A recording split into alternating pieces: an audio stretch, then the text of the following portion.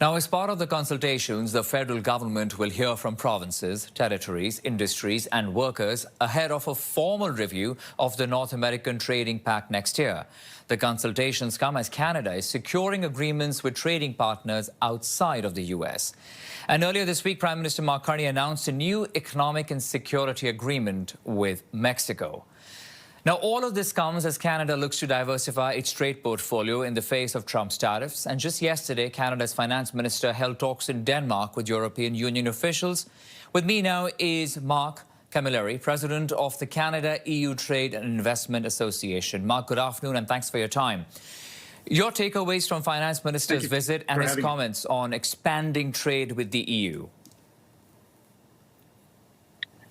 Sure. Well, I think this the finance minister's visit is one of a string of high-level visits that we've seen over the course of the last few months of Canadian leaders to Europe to really work to diversify trade and specifically trade to Europe.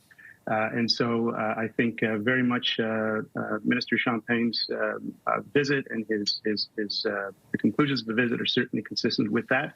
And I commend the Carney government for taking such a very positive role in doing this.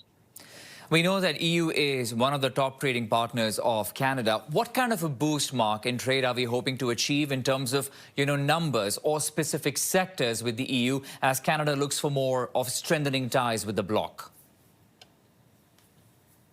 Sure. Well, as you know, Canada has already a trade agreement with the European Union. We're coming close to its 8th anniversary. That agreement has seen a growth in trade, 73% growth in services, 65% growth in trade in goods.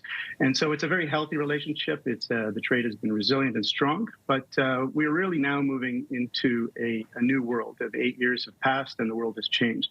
So what we're moving into is what I call and what I think of as a CETA plus model, which we're looking at more of a deeper strategic engagement, really in areas that go beyond trade liberalization. And what we're seeing with the EU specifically, Canada, the EU and its member states are focused on things like energy security, mineral security, defense, and of course, AI and digital trade. So I see us moving more into that CETA plus model where we're moving into more strategic conversations and strategic engagement that move beyond simply trade liberalization.